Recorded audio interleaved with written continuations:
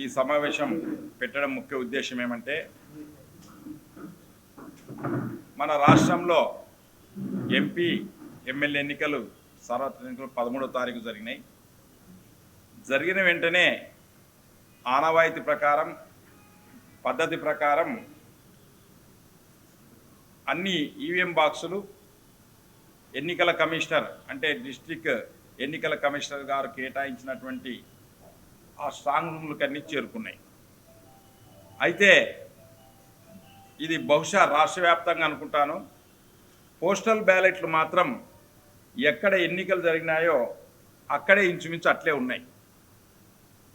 అక్కడ సెక్యూరిటీ పైన మాకు కొన్ని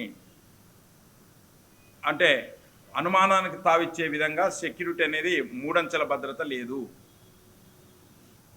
ఎందుకు స్ట్రాంగ్ రూమ్కి ఇంకా తరలించలేకపోయారు? దాదాపుగా 13 ఎలక్షన్ జరిగింది, ఈరోజు 22వ తారీఖు వచ్చింది. కాబట్టి ఎన్నికల కమిషనర్ గారికి మేము ఈరోజు రిక్వెస్ట్ చేస్తూ ఉన్నాం, వెంటనే ఇక్కడ ఉన్నటువంటి స్ట్రాంగ్ రూముల్లో కానీ ట్రెజరీలో కానీ ఎక్కడంతా ఆర్ఓ కంట్రోల్ అంటే కాన్స్టిట్యున్సీ ఆర్ఓ కంట్రోల్లో ఉన్నటువంటి ఈవీఎంలని సెక్యూరిటీలో అక్కడ ఉన్నటువంటి ఎమ్మెల్యే క్యాండిడేటు ఎంపీ క్యాండిడేటు వారి ప్రతినిధుల సమక్షంలో ఇమ్మీడియట్గా స్ట్రాంగ్ రూములకు కదిలించాలి. ఇప్పుడున్న స్ట్రాంగ్ రూములు ఓపెన్ చేయకుండా కొత్త స్ట్రాంగ్ రూమ్లో వీటిని వెంటనే భద్రపరిచి వీటిని ప్రజలకు అనుమానాలు తావీయకుండా చేయాలని చెప్పేసి మేము ఎన్నికల కమిషన్ని ముఖ్యంగా కోరుకుంటున్నాం. ఇది ఎందుకంటే మా చాలా ఎన్నికల్లో ఉదాహరణ కర్నూలు ఉంది. మేము లాస్ట్ ఎన్నికల్లో 2000తో ఓడిపోయినాం.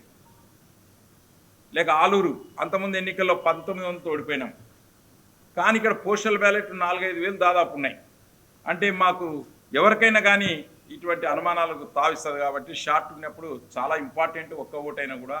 కాబట్టి ముఖ్యంగా మేము తెలియజేసేది ఏమిటి ఎన్నికల అధికారులకు, ఇమ్మీడియట్గా ఎక్కడ ఎన్నికలు స్ట్రాంగ్ రూమ్లు ఎక్కడైతే కేటాయించారో అవి ఓపెన్ చేయకుండా అవి ఏం డిస్టర్బ్ చేయకుండా వీటిని ప్రత్యేక గదిలో ఇమ్మీడియట్గా భద్రపరచాలి.